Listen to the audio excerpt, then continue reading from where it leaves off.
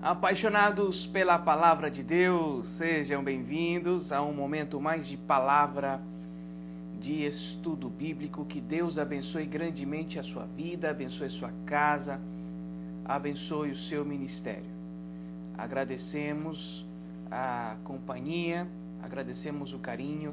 Que Deus abençoe grandemente. O tema da nossa live será ética ministerial. Saúdo aos amados que estão chegando: Davi Dias, Osmar, Iliana, Arthur, Rafaela. Deus abençoe grandemente. Nós teremos a companhia do nosso ilustre professor, grande amigo e professor Dreyfus Lopes. Hoje estaremos falando sobre a ética ministerial. Ética ministerial, quando se refere àquilo que deve acontecer durante o ministério, aquilo que não deve acontecer durante o ministério. As pisadas de bola em relacionamentos, pisadas de bola em situações ministeriais. Alguns exemplos bíblicos a respeito de ética ministerial, alguns exemplos bíblicos de falta de ética e alguns conselhos práticos diante de algumas interpretações de experiências. Se você tiver alguma dúvida sobre o tema de ética ministerial, tem aqui embaixo o signo de interrogação. Faça a sua pergunta sobre ética ministerial. Algum exemplo que você queira dar, e a gente vai tocar esses pontos no final. O pastor Dreyfus, ele já está chegando, e só queria falar para os irmãos que neste momento, enquanto o pastor Dreyfus está chegando, nós já começamos o nosso curso de Gênesis capítulo 1. Meu Deus, está sendo fantástico, está sendo pelo Zoom. As inscrições obviamente já estão fechadas, a equipe, os alunos já estão na lista, mas depois vamos disponibilizar em nossa plataforma. Mas olha, ontem foi só do primeiro versículo, foi muito bom. Mudar o chip do nosso conceito da criação nos faz entender coisas assim que estão tão óbvias no texto, mas como nós quando nós estudamos a Bíblia já com conceitos antigos e tradicionais, já fica difícil entender algumas coisas que estão no texto porque queremos forçar. Deus abençoe Silvone Fonseca, um prazer. Queria ter te conhecido quando estive no Seminário Zana. Pastor Albert Jr. Puxa, seria muito bom. Edson e Bia, Deus abençoe. Jonathan, Deus abençoe. Adriano, Igor, Leonice, Adai, Odirley, Marisa, Deus abençoe. Obrigado por estarem aí, obrigado por estarem juntos. Elise, Deus abençoe. Então vamos lá. Enquanto já vou começando o tema, enquanto o pastor Dreyfus ele chega. A ética ministerial, a palavra ética seria dentro de um comportamento adequado. O comportamento adequado. E quando falamos de ética ministerial, estamos falando de um comportamento adequado no ministério. E o que seria o ministério? O serviço. O serviço no reino, o serviço na obra. Temos aí o pastor Marcos, discípulo nosso, Deus abençoe.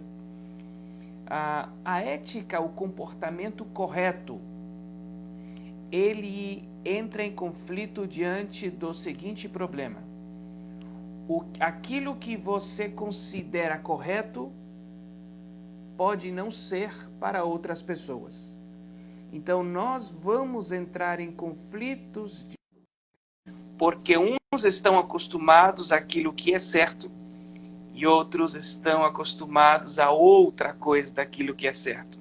E pode ser que para aquilo que é certo para você seja errado para mim. Então, a ética, ela já é um conflito na sua natureza. Pastor Dreyfus, Deus abençoe, seja bem-vindo. Meu Deus do céu, meu celular esquentou agora. Peraí, ele quase cai.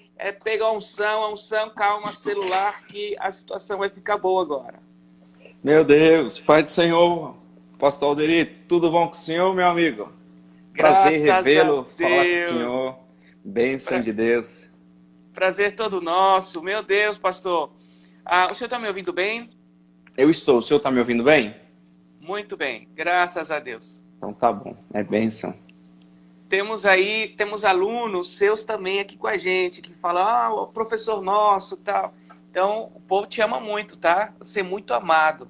Você é uma pessoa Bênção. que nós amamos demais pela sua simplicidade, pela sua humildade.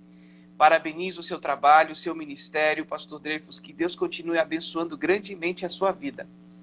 Amém, meu amigo, obrigado pelas palavras e vindo do senhor, para mim é honra, tá bom? É bênção de Deus. Nós também amamos a sua vida, o seu trabalho. Deus continue prosperando e alargando ainda mais, em nome de Jesus. Aleluia! Glória. Pastor, eu estava falando Sim. aqui, enquanto o senhor chegava, estava falando sobre o nosso tema, ética ministerial, certo? Sim. E aí eu comecei a falar sobre o termo ética, dentro de um termo assim bem básico e comum, sem filosofar nos dicionários, Sim. o comportamento adequado. Só que entramos em conflito daquilo que é comportamento adequado, porque o comportamento ele é gerado diante de percepção. Aquilo que eu considero certo é aquilo que você considera certo. Então a gente vai gerar regras de comportamento, ensinar ao outro regras de comportamento. Só que como cada um de nós vive em situações diferentes, vidas diferentes, experiências diferentes, aquilo que pode ser certo para mim pode não ser para você. Aí então gera para o outro lado ética ministerial. Como resolver essa situação? É verdade, cada um tem uma cultura diferente, né? Um costume diferente. E aí a origem de cada um ele vai ser totalmente moldado segundo aquilo que ele aprendeu, né?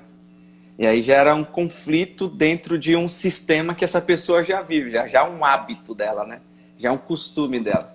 E às vezes a gente fala, fulano de tal, ele não tem ética. Não, ele tem ética, só que a ética dele não é a mesma do que a sua, né? Verdade. Então, não existe ninguém sem ética. Todos têm ética, porém, nem todas as éticas são iguais, né? Se for Até diferente... o vilão tem uma ética, né? Até o vilão ele tem um comportamento adequado para fazer as suas vilícias, vamos falar assim, as suas maldades. Até uma pessoa ruim, ela tem o seu comportamento adequado para fazer as coisas ruins. Exatamente. A gente pode tirar pela corrupção do Brasil. Aí a gente fala, pô, esses políticos não têm ética? Não, eles têm ética, só que é o contrário à nossa, né? Eles têm os princípios deles, né? Estabelecidos naqueles que eles acham que é o costume e o hábito que eles adotaram para isso. E para quem está acostumado por exemplo, dentro do tema da corrupção, quem está acostumado a viver numa corrupção, acha isso normal. E quem o julga como errado, o corrupto considera absurdo. É como você não pode se enriquecer se este é a posição para isso. Eu lutei para isso. Foi o que me ensinaram. Eu passei na escola. Por isso, eu batalhei anos para isso. Agora você vai me dizer que é errado? Você tá maluco?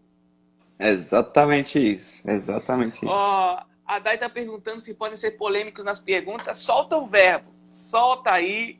O Dreyfus vai responder tudo para você. O véu já foi rasgado, pastor, fala para ela.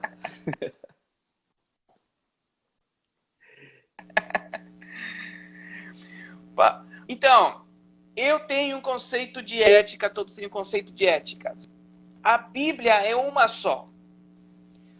Como termos um filtro que aplique no geral, com alguns exemplos práticos em nossa vida ministerial, dentro da ética ministerial? Pastor, como o senhor frisou, a Bíblia ela tem uma ética só, né?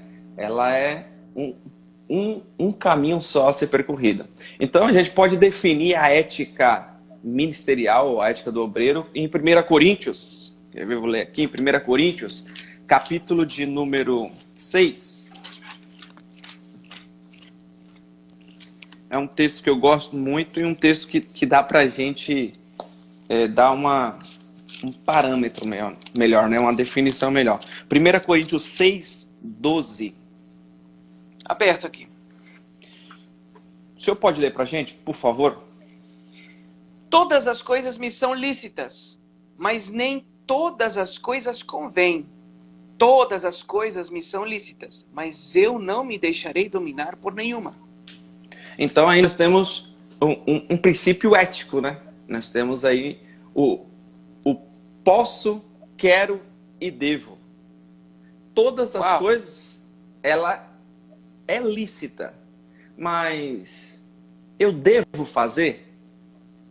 Eu posso fazer? Posso. Eu quero fazer? Quero. Mas eu devo fazer? É lícito fazer? Eu vou me deixar dominar por aquilo que eu estou fazendo? Será que aquilo que eu estou fazendo vai me levar pelo um caminho do qual o princípio estabeleci? A cultura é essa, o costume é esse, o hábito é esse. Um obreiro, ele deve fazer o que está fazendo por qual motivo, pastor? Ou seja, ele faz por aquilo que ele aprendeu, pelo um princípio bíblico, ou pelo um costume, ou por uma tradição. E aí então ele vai gerar um choque na cultura. Como diferenciar isso, pastor, se, por exemplo, hoje as denominações, o sistema da igreja não permite modificar o costume ministerial pela Bíblia? Porque os estatutos já estão escritos. O estatuto das igrejas estão escritas e às vezes os estatutos são contrários aos conceitos bíblicos. E aí então quando você vai querer ensinar a Bíblia, choca com o seu costume, porque o sistema da denominação ensinou dessa forma. Mas aí como sobreviver a essa pressão? Exatamente, que o obreiro ele vai ter que amadurecer nessa área, né? Por quê? Porque quando chega na tradição das igrejas, né, pelos regulamentos internos, e quando chega um princípio de liderança, um princípio para obreiro, um princípio da palavra de Deus, não tem como o sistema resistir à palavra de Deus. Então, os líderes, pastor, eles precisam ser moldados pelo Espírito Santo e voltar à palavra de Deus. Ter a sensibilidade novamente, porque a Bíblia diz em 1 Coríntios 2,10 que é o Espírito que penetra todas as coisas até as profundezas de Deus e traz essa revelação para nós. Então, se os líderes não tiverem esse tato, esse contato com o Espírito Santo, nós vamos ter essa legalidade ritualista que nós temos no Brasil, que é gerada pelas tradições humanas e a gente perde todo o conceito bíblico, né? Porque gera um choque. Por que eu te falo isso? Porque hoje, como nós falamos do tema da corrupção, na liderança das igrejas existe muita corrupção. Pela busca do poder, pela busca do título, da posição, mas em denominações prontas e grandes, aonde ser um cristão e ser uma boa pessoa, ela interfere com a posição e com a postura daquilo que está sendo exigido. Ela precisa ser um tubarão naquilo. Então, porque a gente tem relacionamento com muitas igrejas e eu me deparo, por exemplo, com ministérios aonde? Alô? Pastor, o senhor está me ouvindo?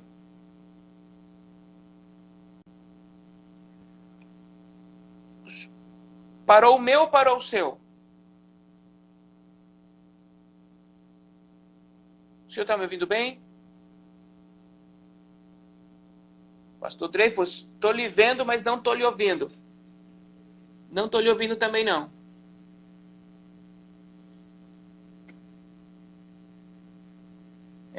Não estou lhe ouvindo. Gente, vocês estão nos ouvindo?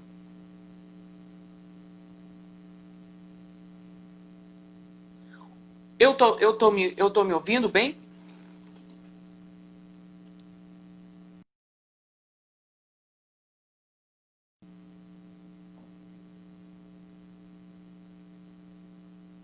Benção. Tema. Não dá para ouvir ele, pastor Alderi. Estamos. Ah, tá. Então o meu áudio tá bom. Então ele vai entrar agora de novo, ele vai reiniciar. O tema é tão bom que já está dando circuito. Está dando curto-circuito no mundo espiritual aqui. Nós nos deparamos, às vezes, com as situações onde como ser ético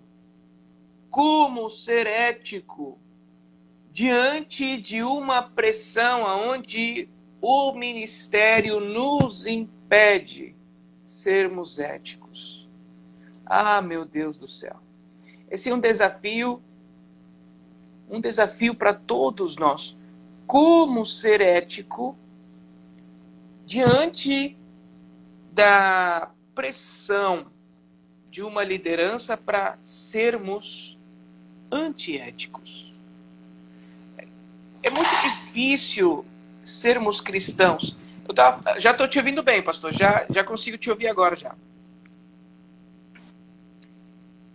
Tá me ouvindo, pastor? Já. Sim.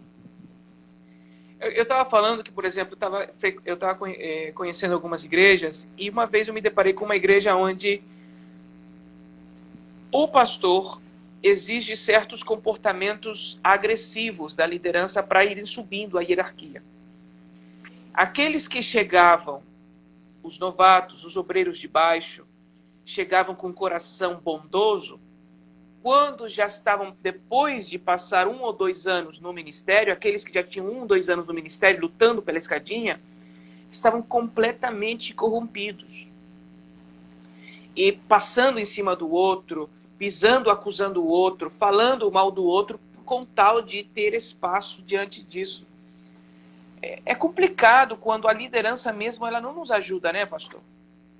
Não, é verdade. Ou seja, o ministério não é uma escadinha, né? Onde tem um pódio e o prêmio é ser pastor, né? Só como título e não como ministério, né? Aí dá a congregação na mão do obreiro, o obreiro não consegue sarar ninguém, não consegue cuidar de ninguém, ele só tem o título.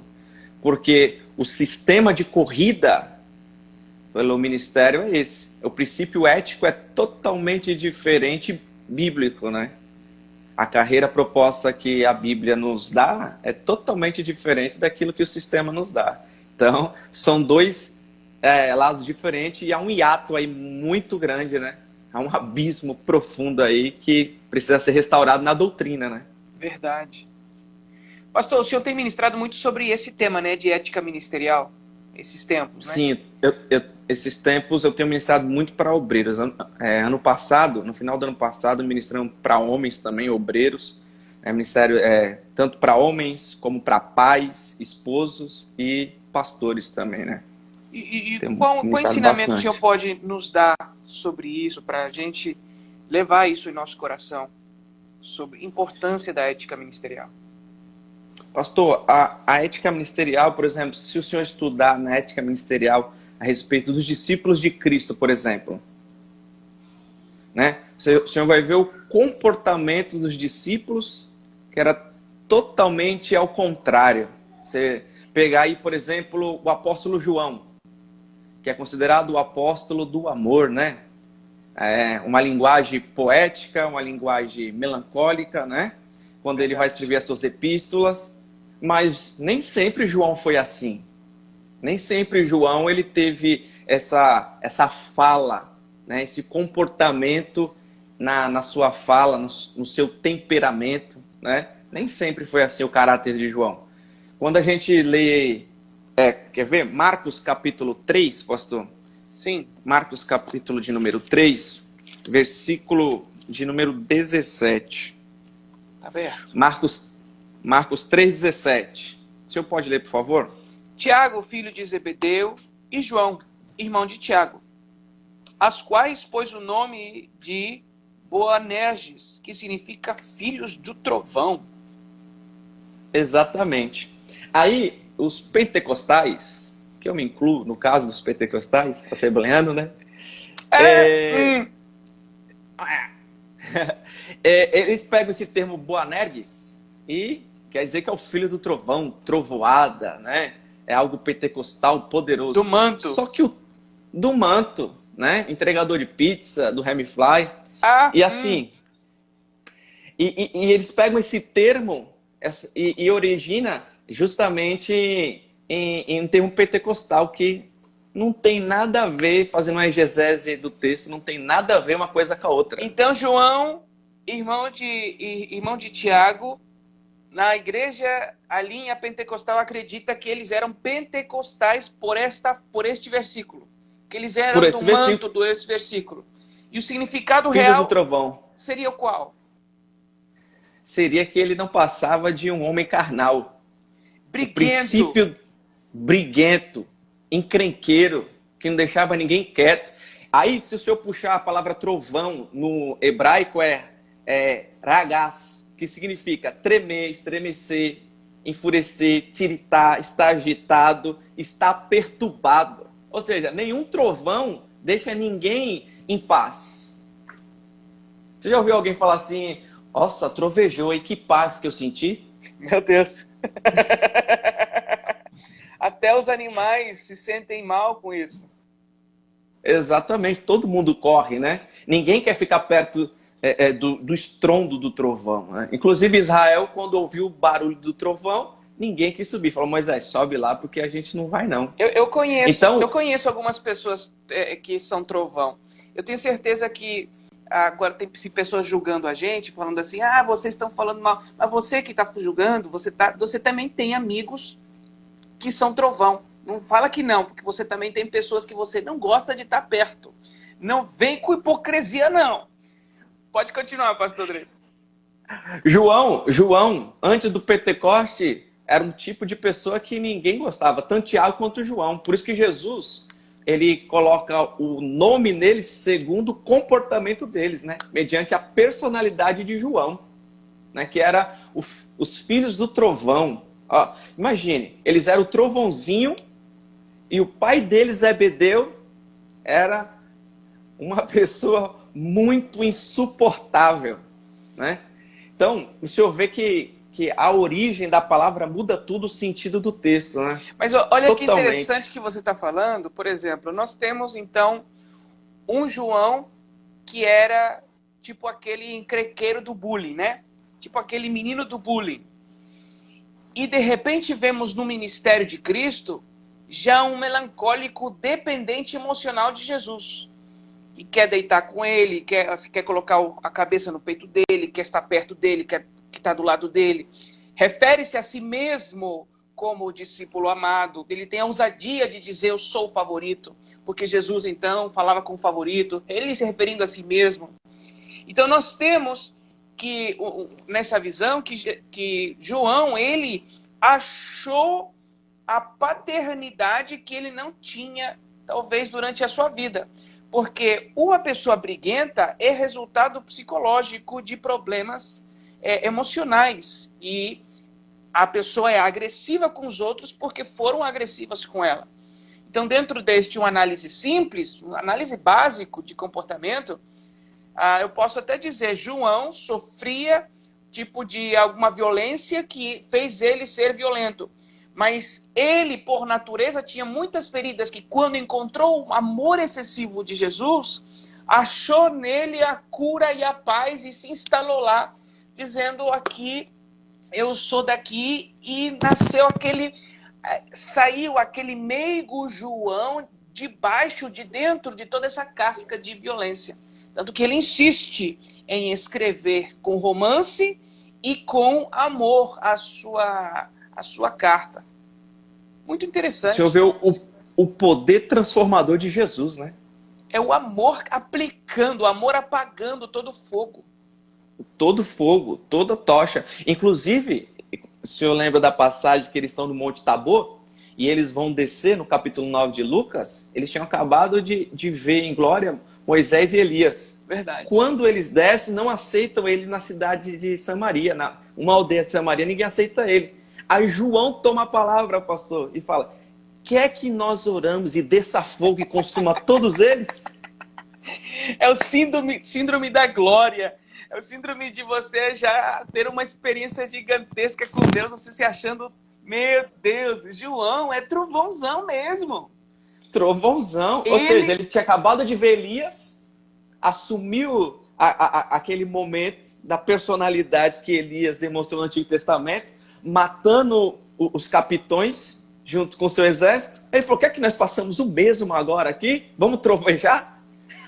Meu Deus! E também nesse mesmo contexto tem a questão dos milagres. Não, ninguém mais faça milagres a não ser nós, que é a exclusividade. Exatamente. Também. Impediu de expulsar demônios. Isso. Porque não era do grupo dos 12. A exclusividade da panela, olha só, gente.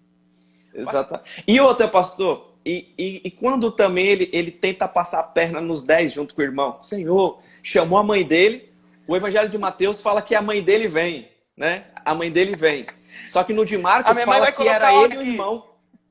Exatamente. Aí, sabe que Jesus tinha mãe e sabia que Jesus não rejeita um pedido de uma mãe. Ele falou, mãe, vai lá pedir para Jesus.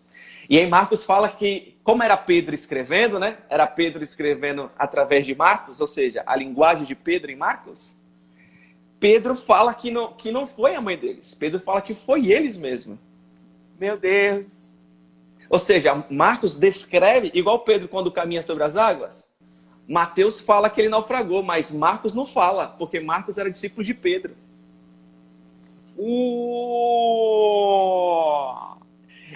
Então, omite.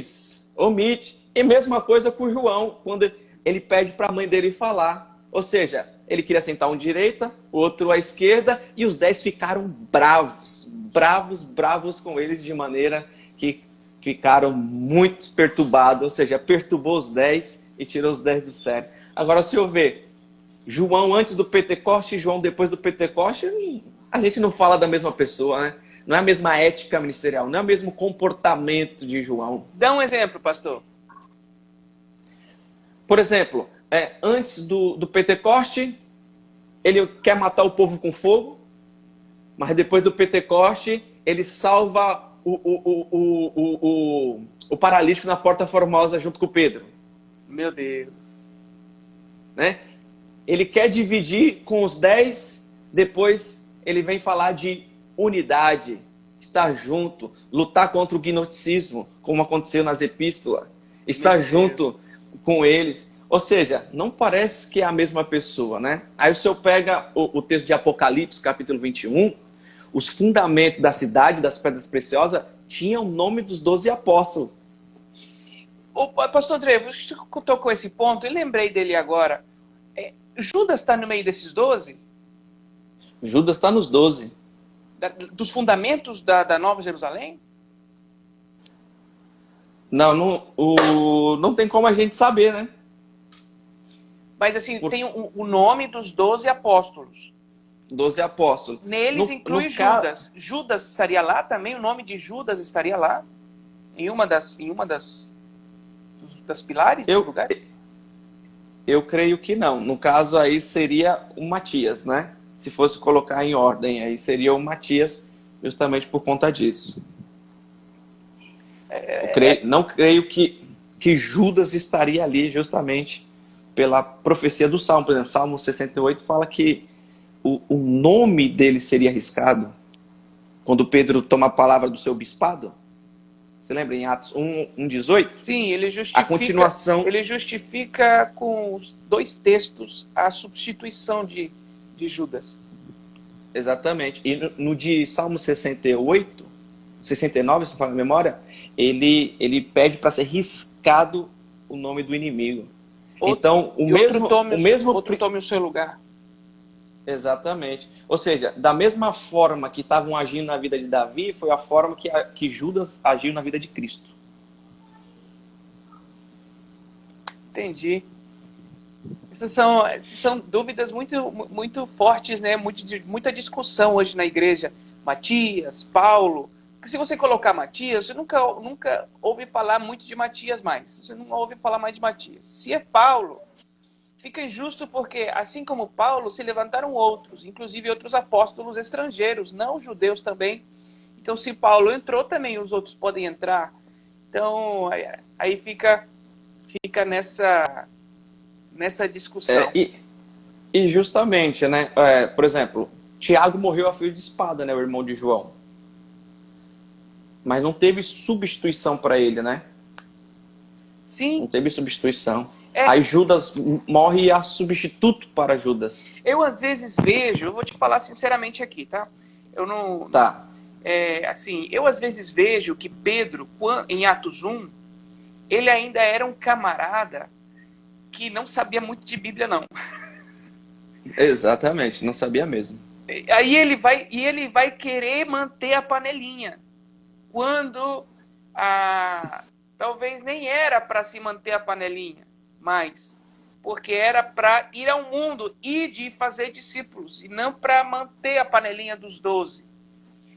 E, inclusive, Pedro, ele traz um problema para a nossa igreja atual, porque ele dá um ensinamento sobre apóstolos, que hoje é uma base, que é a base do apostolado hoje, por isso que não aceitam mais apóstolos hoje.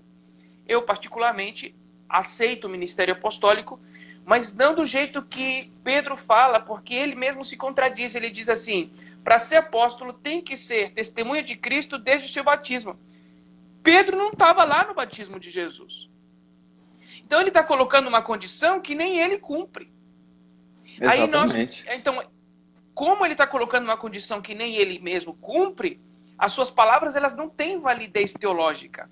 Mas está lá no texto. Deus permitiu que a palavra dele, de um novato, né?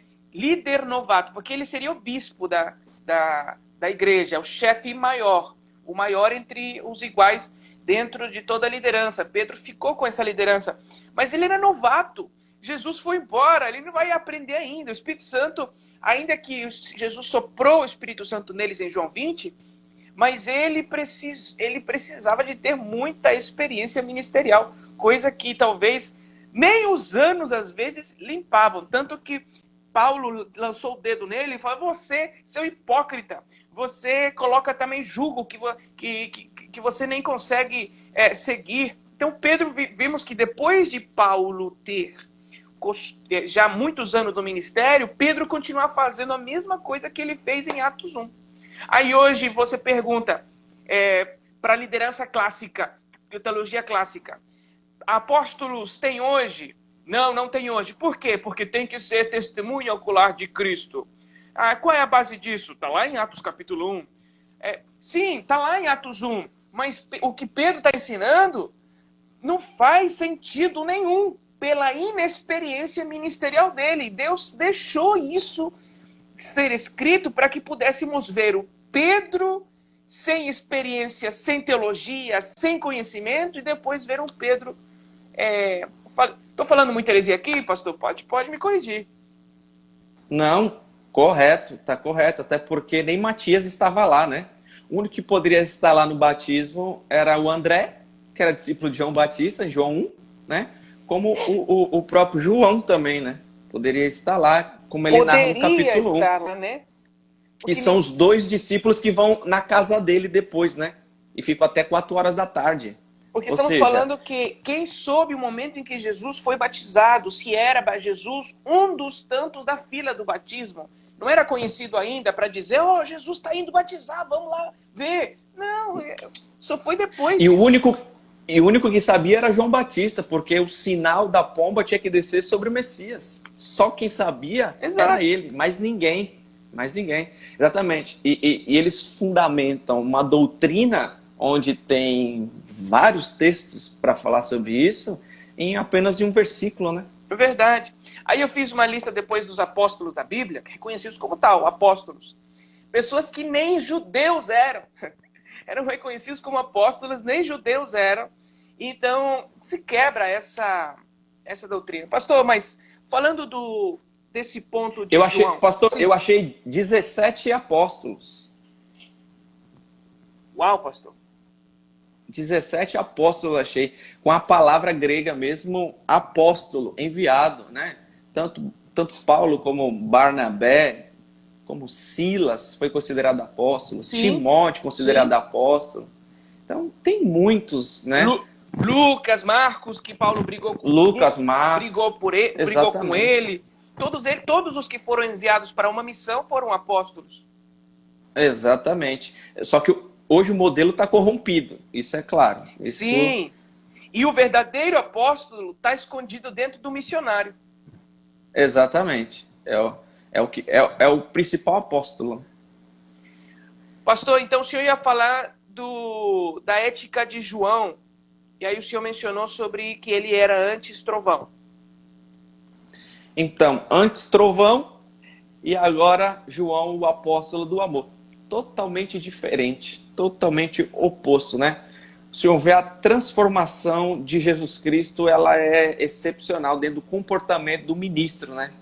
Onde o ministro chega, onde o ministro vai e aquilo que ele faz, né? Ele torna-se semelhante a Cristo. Ele tem um modelo a ser seguido, que é Cristo, dentro do seu comportamento. E Jesus ensina esse amor, né? Ele frisa esse amor justamente para João, que muda totalmente, radicalmente o seu comportamento.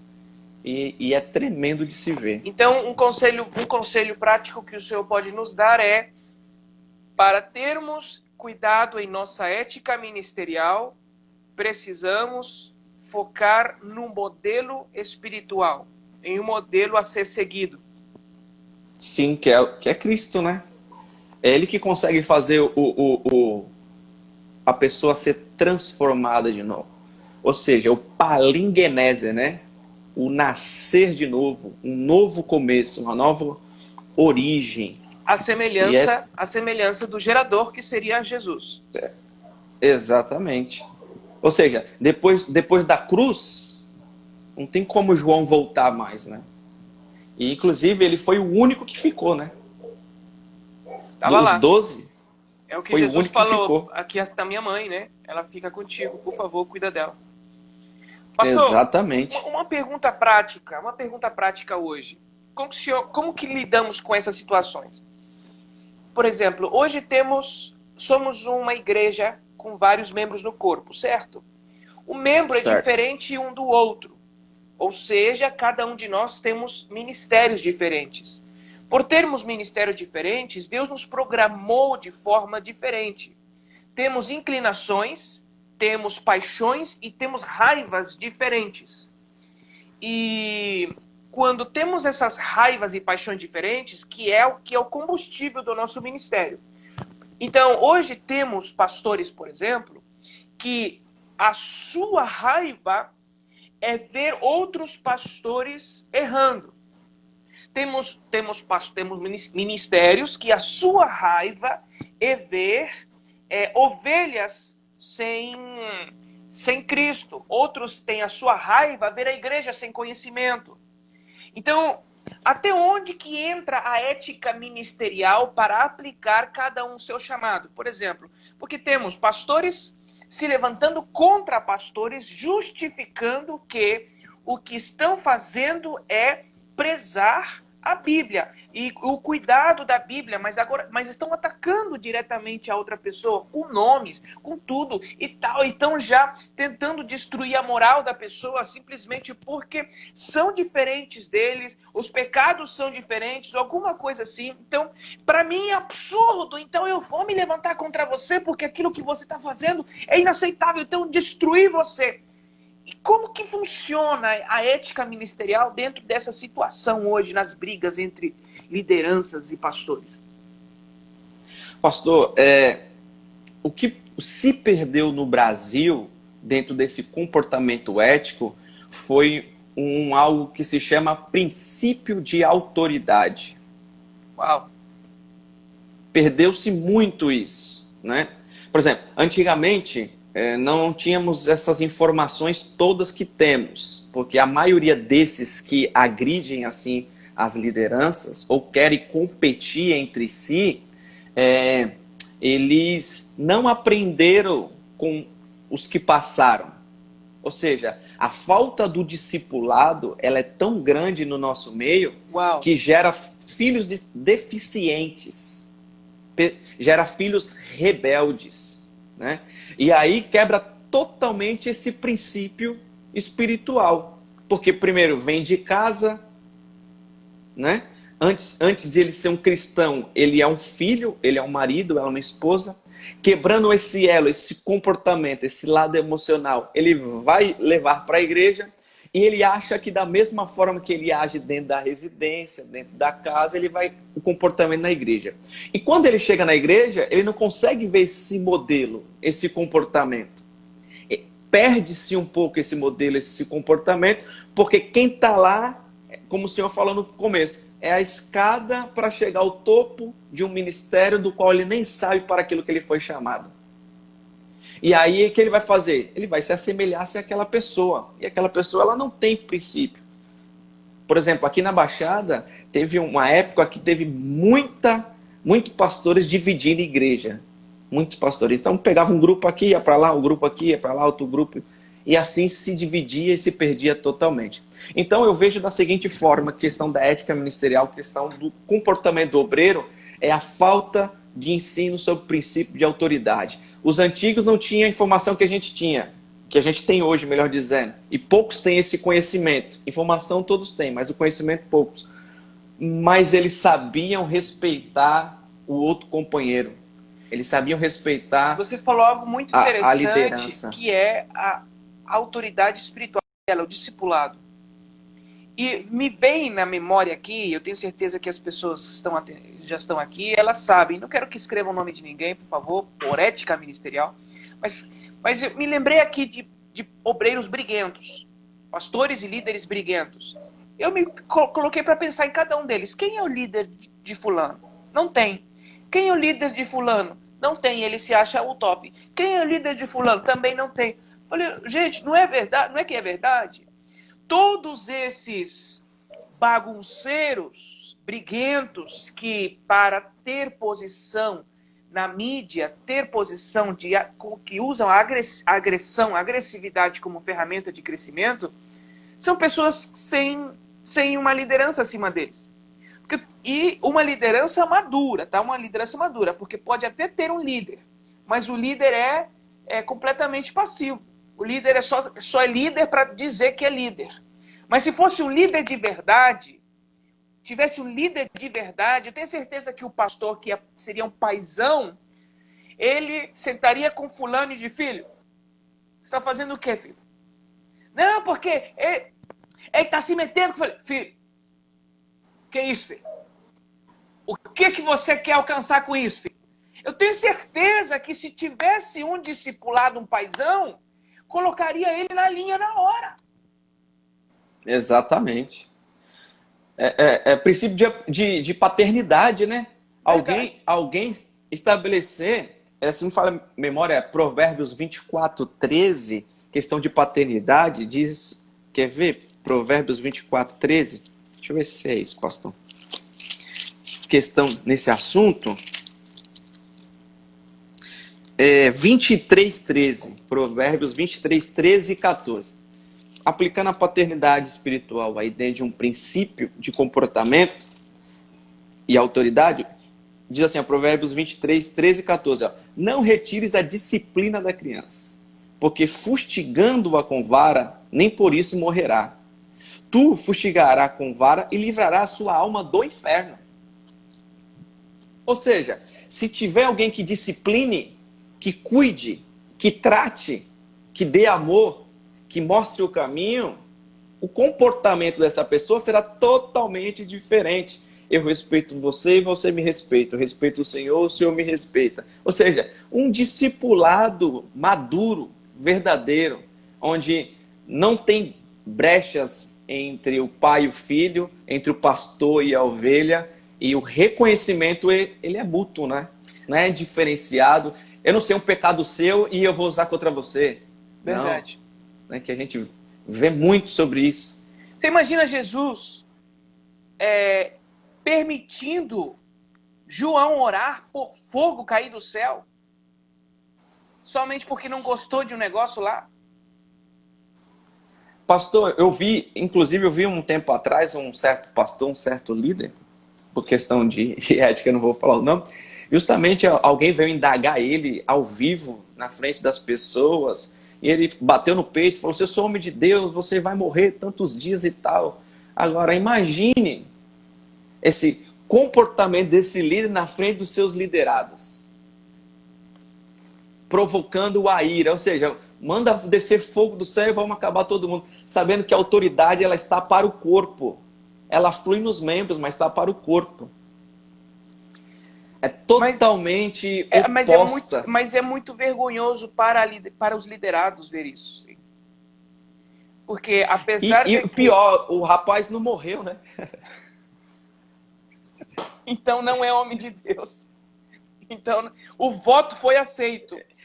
Você não é homem de Deus. Porque os liderados, eu já estive em momentos assim, onde eu fui pregar numa igreja. Aí veio um pastor pedir perdão para outro pastor. Aí, de repente, o pastor que estava me convidando lá, em vez de perdoar, na frente de toda a igreja, de toda a liderança, já terminando o culto, terminou o culto assim, 2 segundos atrás. Na frente de todo mundo, o povo ainda estava nos seus bancos.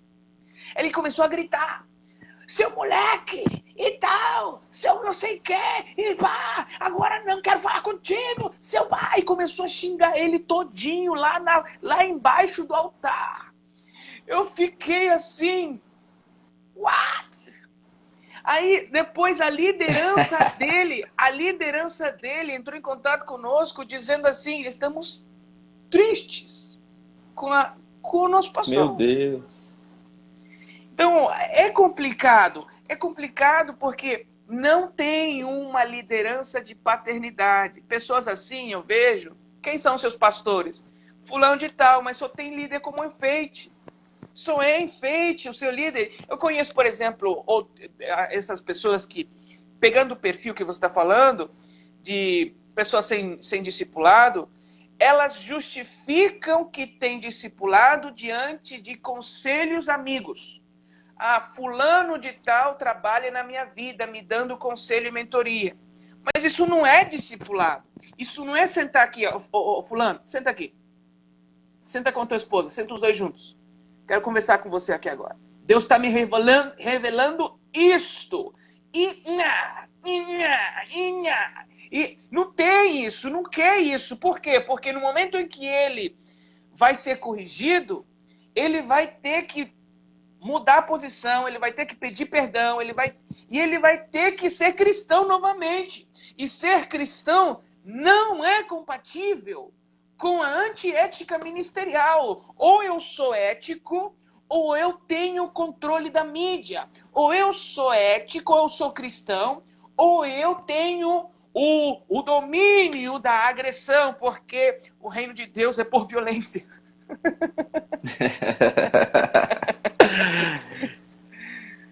E é exatamente isso que os trovãozinhos faz, né? Meu Deus! Exatamente isso. Aí por isso exatamente isso. Paulo falava, uns são de Apolo, outros são de Paulo, outros são de Jesus. Os piores são os de Jesus. Pelo menos os de Paulo repreendia, os de Apolo repreendia. Mas os que são de Jesus? Porque é Jesus que me repreende. A gente vai te repreender nada. O grupo da revelação, né? Ei, o grupo da revelação. Pastor, que outro conselho você nos dá? Sim, pode falar. Não, o comportamento é totalmente ao contrário, né? Eu vejo que Paulo, ele era um ministro bem ético, né? Era um ministro bem ético, a ponto da igreja de Corinto tirar ele do sério e ele ter que jogar as marcas apostólicas no peito deles para eles verem o peso da responsabilidade. Aí Paulo fala em 2 Coríntios 6, né? Veja lá o que vocês estão fazendo, hein? Porque vocês estão escandalizando e tornando a graça de Deus em vão. Vocês estão censurando a graça. Você está falando do Paulo, eu vejo uma falta de ética em Pedro, por exemplo. Falando de Paulo, dizendo os ensinamentos deles são muito difíceis. Não entendo muita coisa não, porque como eu sou leigo, eu não entendo muita coisa que ele ensina não. Mas vamos fazer de conta que ele ensina legal? Mas vocês aqui, e ele continua falando, mas vocês têm o meu ensinamento, fiquem com aquilo que eu ensinei para vocês.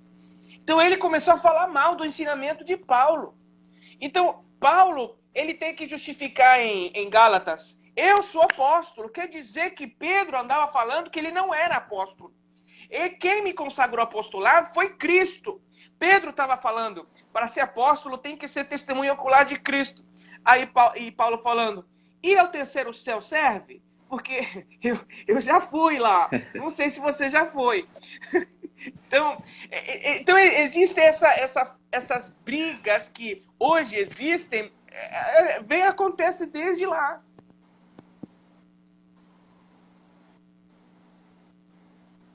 Tá me ouvindo, pastor? Exatamente. Pastor, igual o João Marcos. João Marcos faz a mesma coisa com Paulo, né? João Marcos, quando abandona Paulo e ele volta para Jerusalém, é a mesma coisa. Pode ver que ele abandona Paulo no capítulo 13. Ele abandona Sim. Paulo no capítulo 13 de Atos. Sim. Aí ele volta para Jerusalém. Quando chega no capítulo 15, quem é que aparece na igreja de Antioquia? Os judeus que desceram de Jerusalém. Peraí. Quem então incentivou eles foi Marcos. Quem colocou fogo foi Marcos. Por que Marcos não quis seguir viagem? Porque Marcos é pró-circuncisão. Aí entregou para Pedro que Paulo estava pregando que para ser cristão é pela fé e não pela circuncisão. Ai. Então, Aí os judeus vêm para quê? Para confirmar a mensagem de Paulo. Aí quando eles ouvem a mensagem de Paulo, eles começam a discutir feio no capítulo 15. É aí que eles vão fazer a primeira convenção em Jerusalém. Vai todo mundo para Jerusalém para tirar isso a limpo. É o primeiro concílio. O primeiro concílio. E por isso que no final do capítulo 15, Paulo não quer que João Marcos vá com ele. Eu não quero saber desse cara. Eu não quero saber, é um cara antiético, um cara traíra. Mas enfim, vai lá tu com ele, tu, Barnabé, se tu gostas tanto dele, vai lá com ele. Eu fico com os fiéis. E Barnabé gostava. E o senhor vê que o Barnabé ele gostava tanto de Paulo que foi buscar Paulo esquecido em Tarso da Cilícia. Foi Barnabé que apresentou Paulo para os 12. Ninguém queria dar atenção no Paulo. E Barnabé gostava tanto de Paulo que foi buscar ele. E agora, por causa de João Marcos, que era primo de Barnabé, ele não desatou a aliança. Forte. Então o senhor vê que o comportamento de João Marcos, depois Paulo libera perdão para ele, né? Ele vira cooperador de Paulo. Sim. Mas tem obreiros que às vezes o comportamento dele fere muito a ética, né? Pastor, o nosso tempo está acabando. Fale um pouquinho do seu trabalho, dos seus cursos, o que o senhor está fazendo aí, para o povo saber e lhe seguir e estar aí também sendo abençoado pelo seu ministério. Pastor, irmão, inclusive foi o senhor que fez o nosso site, né? Site muito bom, excelente. Nós fiz umas promoções no nosso site, né? Para poder movimentar o site. Qual é o site? Estamos fazendo um curso agora, www.menoralonline.com.br www.menoralonline.com.br E eu coloquei alguns cursos de especializações ali. Carta aos Gálatas, por exemplo. Profetas menores como de Malaquias, de Ageu, todos versículo por versículo. Profeta Daniel, parte 2. Finanças bíblicas, batalha espiritual. Então, todos esses cursos estão lá. Inclusive, pastor, a carta de Gálatas, se nós formos estudar o comportamento do ministro, ética ministerial, na carta de Gálatas, os irmãos vão ver todos os bastidores da igreja que em Atos 2 todo mundo ama, né? Todo mundo em comum, repartir o pão. Mas quando Paulo revela Gálatas... É verdade. Quando revela Gálatas, o que aconteceu por detrás dos bastidores... Né? Todo mundo vê de fato o que acontecia por detrás. Por exemplo, Tiago, né? Tiago que era irmão de Jesus. Pastor, Tiago, irmão de Jesus, não cria no ministério de Jesus quando Jesus estava em vida. Sim, sim. Não cria. Aí depois que Jesus morre e ressuscita, ele quer ser líder da igreja. Ah, eu conheço muita gente assim. Porque é irmão do chefe. Que terrível que este tema se chama ética ministerial, senão já soltava uns 3 nomes. Pastor, então tudo isso está no seu site, menorá.online.com. Menorá. Menorá é uma palavra para candeeiro, candelabro. Exatamente. No hebraico.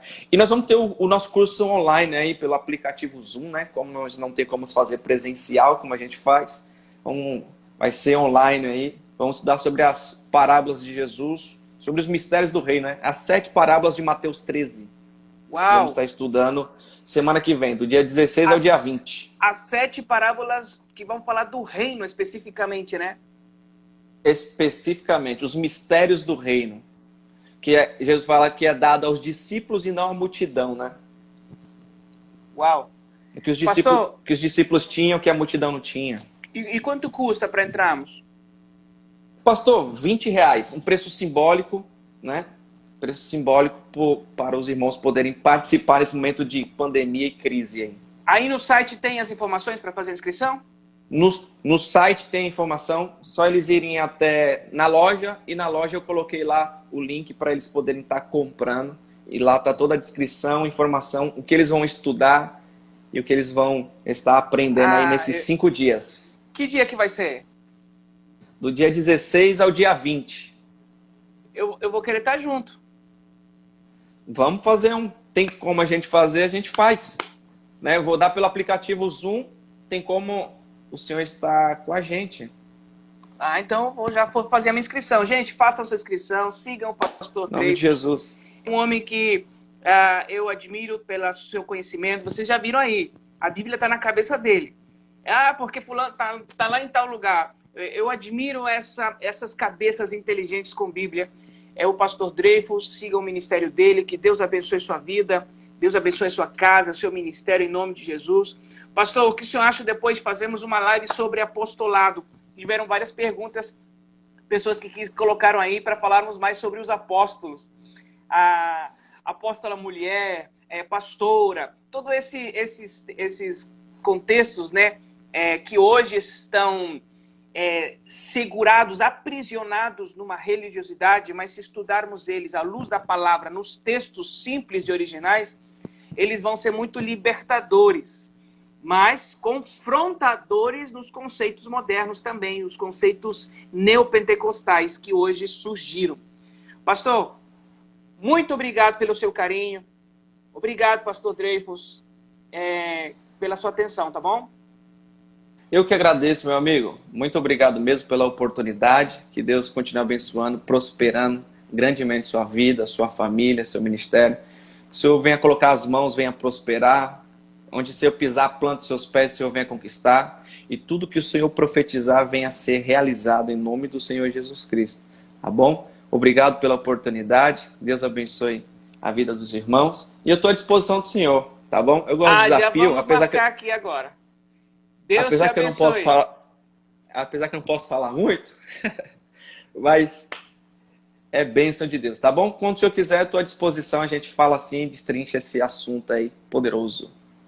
Fechou, pastor. Deus abençoe grandemente, tá? Até mais. Obrigado, até mais. Deus abençoe.